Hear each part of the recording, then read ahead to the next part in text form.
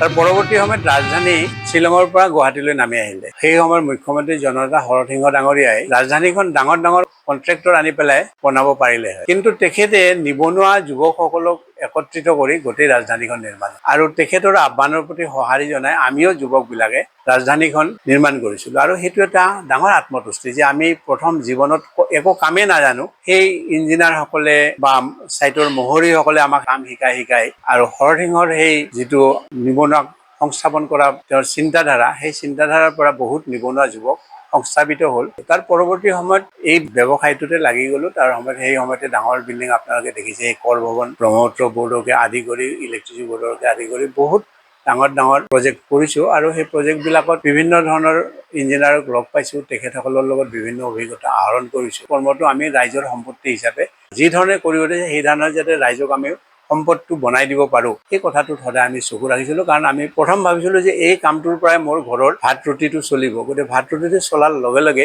ৰাইজৰ যিটো সম্পদ সেইটোও আমি নিখুঁতভাৱে যাতে তৈয়াৰ কৰিব পাৰোঁ, সেই কথাটোত সদায় আমি আগভাগ ৰাখিছিলোঁ। কলিতা ডাঙৰীয়া, বহুত কথাই আপুনি সুধি আছে। আপুনি বিচাৰিছে যে আচলতে মই ক'ৰ মানুহ। অসমৰ মই তেতিয়াৰ অবিভক্ত গোৱালপাৰা জিলাৰ ৰঙাপানী গাঁৱত মোৰ জন্ম। 1945 চনৰ 17 জুলাই। মোৰ পিতাৰ নাম হৰেন্দ্ৰদেৱ অধিকাৰী, আইন নাম ৰাজবালা দেৱী অধিকাৰী। শৈশৱটো গাঁৱতে কটাইছোঁ। মোৰ গাঁওখন মনা নদীৰ পাৰত, বান প্লাবিত অঞ্চল। এই বহাগ মাহ গ'লে আমাৰ আৰু তেতিয়া খুব ডাঙৰবিলাকৰ খুব দুখ লাগিলে আমাৰ খুব ফূৰ্তি হয় যে বানপানী কেতিয়া হ'ব, জেঠ মাহ কেতিয়া আহিব, আহাৰ মাহ শাওণ মাহ কেতিয়া আহিব, সেইটোহে আমি আঙুলিৰ মূৰত গণি থাকোঁ। কাৰণ তেতিয়া বানপানীটো আমাৰ কাৰণে আমোদ প্ৰমোদৰ নিচিনা কথা আছিল। ঘৰৰ সন্মুখতে ডাঙৰ পথাৰ এখন আছিল, ফুটবল খেলা, বাৰিষা আহিলে নদীত কাঠ ধৰিব যোৱা ইত্যাদি। তাৰপিছত বাৰিষা হ'লে আমাৰ মহৰ বাথান আছিল, মহৰ বাথানত যোৱা ইত্যাদি। সেই শৈশৱৰ কথাবিলাক এতিয়াও মনলৈ আহিলে বৰ আৱেগিক হৈ যাওঁ কেতিয়াবা। এনেকা এবাৰ হৈছিল 1954 চন। ইমান ডাঙৰ বান আহিছিল মানা নদী, মানে ভূটানৰ পৰা মানে গছেৰে পানী নেদেখা হৈ আহিছিল। আৰু সেই গছৰ লগত অকল গছ নহয়, মাছ কাছ হাতী হৰিণা চব আহিছিল। এইটো সৰুতে আমাৰ এতিয়াও মনত পৰে। আৰু গছবিলাক আপুনি আচৰিত হ'ব, কিমান ডাঙৰ গছ আহিছিল জানে। এডাল এডাল গছৰ ডায়মিটাৰ 8 পৰা 10 ফুট। শৈশৱৰ সেই কথাবিলাক কেতিয়াবা ভাবিলে এতিয়াও আচৰিত লাগে যে কেনেকা কি পৰিৱেশত আমি, আৰু ঘৰৰ ভিতৰত তেতিয়া প্ৰায় এবুকু পানী হয়। আমাৰ ঘৰবিলাকত তেতিয়া আগৰ পৰাই প্ৰস্তুত থাকিছিল, ঘৰবিলাকত কাঠৰ চাং বনাই লৈছিলে, কাঠৰ চাঙত আমি থাকিছিলোঁ। আৰু সেই চাঙৰ পৰাই চোতালতে সাঁতুৰিছিলোঁ, গা ধুইছিলোঁ। সেইবিলাক শৈশৱৰ স্মৃতি। এই ধৰণৰ যিটো আমেজ আমি পাইছোঁ, এই কথাবিলাক হয়তো এতিয়াৰ প্ৰজন্মই সেই ধৰণে গাঁৱত মানে প্ৰাথমিক বিদ্যালয়ত পঢ়ি এম ই স্কুল পঢ়ি মই মোৰ খুৰা খুৰীৰ ওচৰত কৃতজ্ঞ। মোৰ খুৰী, তেখেতৰ নাম হ'ল চিন্ময়। এই চিন্ময় খুৰী আমাক গুৱাহাটীলৈ লৈ আহিল। আৰু গুৱাহাটীত আহি তেতিয়া আমি ডন বস্কো হাইস্কুলত পঢ়িলোঁ। ডন বস্কো হাইস্কুলৰ পৰা মেট্ৰিক পাছ কৰি আৰ্য বিদ্যাপীঠ কলেজত নাম ভৰ্তি কৰিলোঁ। আৰু আপোনাক অলপ আগতেও মই বোধহয় কৈছিলোঁ, গিৰিধৰ শৰ্মাৰ নিচিনা এজন কৰ্মযোগী ব্যক্তিক লগ পোৱাৰ সুযোগ হৈছিল। মই তেতিয়া জাষ্ট কলেজত আহি লৈছোঁহে, ভৰ্তি হৈছোঁহে। প্ৰথম বছৰত সাংস্কৃতিক সম্পাদক কিবা কাৰণত নাছিলে, নোহোৱা হৈ গ'ল। ফ্ৰেচাৰ্ছ ছ'চিয়েল পাতিব কলেজত, হাহাকাৰ সাংস্কৃতিক সম্পাদক। আমি ছ'চিয়েল চাফাই কাম কৰি আছোঁ আৰু ছ'চিয়েল ৱৰ্ক। গিৰিধৰ শৰ্মা ডাঙৰীয়াই হঠাৎ মোক দেখি মাতিলে, এই আহাচোন, তোমাৰ নাম কি? ক'লো মোৰ নাম ধীৰেন অধিকাৰী। এওঁৱে ভাল হ'ব সাংস্কৃতিক। আপুনি ভাবক মোৰ কেনেকা এটা নিজকে সৌভাগ্যৱান বা আত্মতুষ্টি হ'ব যে না মোক চিনি পায়, না মোৰ বিষয়ে কিবা জানে। গতিকে সেইবিলাক মহান ব্যক্তি আছিলে। সেই মহান ব্যক্তিয়ে মোক সেই মাতি নি পেলাই কলেজৰ সাংস্কৃতিক সম্পাদক পাতিছে। তাৰ পৰৱৰ্তী সময়ত সেই সাংস্কৃতিক সম্পাদকৰ, কাৰণ মই যি কাম জীৱনত কৰিছোঁ, যিখিনিয়ে কৰোঁ মই নিষ্ঠা সহকাৰে সদায় কৰোঁ। মই অলপ আগতে কৈছোঁ যে মই ঠিকাদাৰী কৰিছোঁ, সেইটোও নিষ্ঠা সহকাৰে কৰিছোঁ। খালি এটা কাম, পঢ়া শুনাটো বৰ নিষ্ঠা সহকাৰে নকৰিলোঁ নেকি, বাহিৰা কামতে বেছি ব্যস্ত থাকিলোঁ মানে পঢ়াতকৈ। সেইকাৰণে পঢ়াত যিমান আগুৱাব লাগিছিল চাগে সিমান আগুৱাব নোৱাৰিলোঁ। BSc পাছ কৰিছোঁ, এইটো এটা সাধাৰণ কথা। আজিও সামাজিক কামতে বেছি লাগি থাকিলোঁ। যি কি নহওক, মোৰ সৌভাগ্য যে গিৰিধৰ শৰ্মাৰ নিচিনা এজন কৰ্মযোগী ব্যক্তিক মই লগ পাইছোঁ। তাৰ পৰৱৰ্তী সময়ত ৰাজনৈতিক পথাৰখনত আপোনাক ক'লে জননেতা হৰসিংহক পাইছোঁ। আৰু এই ধৰণে থাকি আজিৰ এই পৰ্যায় পাইছোঁ। আৰু এই পৰ্যায়ত মই আপোনাক শেষত ক'ব লাগিব যে যিকোনো এজন ব্যক্তিৰ কিবা যদি এটা কাম কৰিব লাগে, তোৰ পিছফালে কোন থাকিব লাগিব?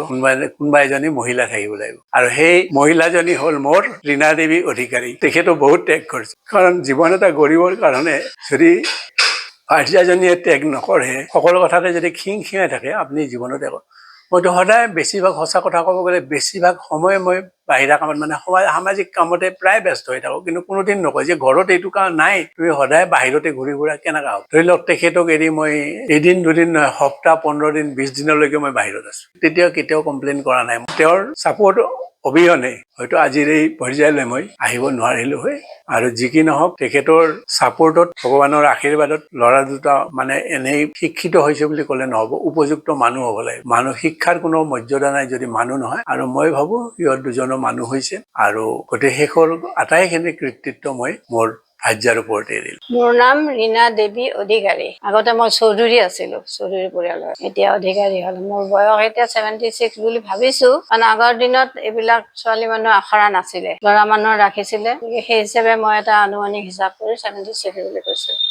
আৰু মই আগতে সাধাৰণ গৃহিণী, মই নিজে ৰন্ধা বঢ়া কৰো, ঘৰৰ যিখিনি পাৰো মই কাম কৰি থাকো, ব্যস্ত হৈ থাকো। আৰু মোৰ স্বামীৰ লগত মই যিখিনি পাৰো, বাহিৰত কেতিয়াবা কিবা জংঘলৰ চাফ চফা কৰি লাগে সেইবিলাকতো মই লাগো। ঘৰুৱা ৰন্ধা বঢ়া, মানুহ দুনুহ আহিলে, আলহী দুলহী আহিলে মই ঘৰুৱাভাৱে কিবা বনাই খোৱালেহে মোৰ ভাল লাগে। বজাৰৰ বস্তু দি মই মানুহক চাহ দিবলৈ খুব বেয়া পাওঁ। এতিয়াও মই যিখিনি পাৰো ঘৰুৱাভাৱে ৰন্ধা বঢ়া কৰি কিবা বনাই মেলি মানুহক খুৱাওঁ। মই শাল ববলৈকেও জানো, ঊলৰ কামো কৰিছিলো বহুতখিনি। এতিয়া অৱশ্যে অকণমান দিগদাৰী হয় চকুৰ কাৰণে, কিন্তু আগতে বহুত চুৱেটাৰ বনাইছিলো, ল'ৰাৰ স্কুলৰ চুৱেটাৰ বনাই দিছিলো, মোৰ শহুৰৰ কাৰণেও বনাইছিলো, মোৰ মানুহজনৰ কাৰণেও বনাইছিলো, আৰু কুৰ্চাৰ কামো কৰিছিলো। হাতৰ কাম যিখিনি জানো কৰিছিলো। আৰু সৰু মোৰ জন্ম হৈছে আগত দৰং ডিষ্ট্ৰিক্ট আছিল, দৰং জিলা, এতিয়া হৈছে মঙলদৈ জিলা। মঙলদৈ জিলাৰ মোৰ কুৰুৱা আমাৰ গাঁও এখন আছে, ব্ৰহ্মপুত্ৰ নদীৰ পাৰত, তাতে মোৰ ঘৰ, তাতে আমি ডাঙৰ হৈছো। ব্ৰহ্মপুত্ৰত সাঁতুৰি নাদুৰি আমি ডাঙৰ হৈছো, এতিয়াও আমি সাঁতুৰিব জানো। সেনেকে ডাঙৰ হৈ তাৰপিছত মই পাণবজাৰ স্কুলত পঢ়িলো, গাৰ্লছ হাই স্কুলত। তাৰ পৰা আহি বি বৰুৱা কলেজত পঢ়িলো, বি বৰুৱা কলেজৰ পৰা মই BA পাছ কৰিলো। তাৰ এবছৰ পিছতে মোৰ বিয়া হ'ল। বিয়া হৈ মই বৰ্তমান স্বামীৰ লগতে আছো। আগতে আমাৰ নিজৰ ঘৰতে মোহৰ বাথা নাছিল, ঘৰত নাছিলে, দূৰত আছিলে। আমাৰ ঘৰৰ মানুহ খুৰাহঁতে এইবিলাক চোৱা চিতা কৰিছিলে, সেই গাখীৰ খাইছিলো আমি মহৰ। গৰু আছিল দুটা দুটা, গোহালি, ধানৰ ভঁৰাল আছিল, খেতি বাতি আছিলে, ঘৰৰ শাক পাচলি আছিলে, ফল মূল যথেষ্ট আছিলে, ৰবাব টেঙা, কদৈ টেঙা, আম জাম এইবিলাকতো খাইছিলো, লেটেকু পনিয়াল এইবোৰো খাইছিলো। কৰজা টেঙা হয়তো আজিকালি ল'ৰা ছোৱালীয়ে চিনি নাপায়, সেয়াও আমি খাইছিলো সৰুতে। ঘৰৰে মূলা, পালেং, যি যি খেতি হৈছিলে ঘৰতে আমি সকলোখিনি খাইছিলো। সৰুৰ পৰা আমাক এইবিলাক খুৱাই ডাঙৰ দীঘল কৰিছিল। সৰুতে আমি খেলা ধূলাও কৰিছিলো, নদীৰ পাৰত বৰ ধুনীয়া ঠাই আছিলে, সেইখিনিত আমি খেলা ধূলা কৰিছিলো। তাৰোপৰি সৰুৰ পৰাই আমি শাল বব শিকিছিলো। আমি যেতিয়া অকমান ডাঙৰ হলো, দেউতাই কৈছিলে আমাক যে তহঁতক আমি আৰু এতিয়া ফ্ৰক নিদিও, তহঁতে শাল বৈ নিজে মেখেলা চাদৰ বৈ নিজে পিন্ধিব লাগিব। সেই তেতিয়াৰ পৰা আমি মেখেলা চাদৰ পিন্ধিবলৈ ললো নিজে বৈ। তেতিয়াৰ পৰাই শাল বব জানো। ইয়াতো মই শাল লগোৱাৰ ইচ্ছা আছিলে, কিন্তু মোৰ স্বামীয়ে ক'লে যে তুমি সৰু সৰু ল'ৰা ছোৱালী লৈ শাল কেনেকে ববা, ইয়াতে অকলে অসুবিধা হ'ব, সেইকাৰণে সেই বস্তুটো মোৰ ৰৈ গ'ল। আমি সৰুৰ পৰা এনেকে ডাঙৰ হৈছো, আমি সকলোবিলাক লগে আছিলো, খুৰা পেহী আমাৰ যিমান যি আছিলে আটাইবিলাক আমি লগ হৈ সেই ঘৰখনত ডাঙৰ দীঘল হৈছো। গতিকে আমি কোনো বেয়া চিন্তা আমাৰ কাৰো মনলৈ নাহিছিল। সকলোৱে শাসন কৰিছিল, কিবা এটা বেয়া কাম কৰিবলৈ ভয় লাগিছিল আমাৰ,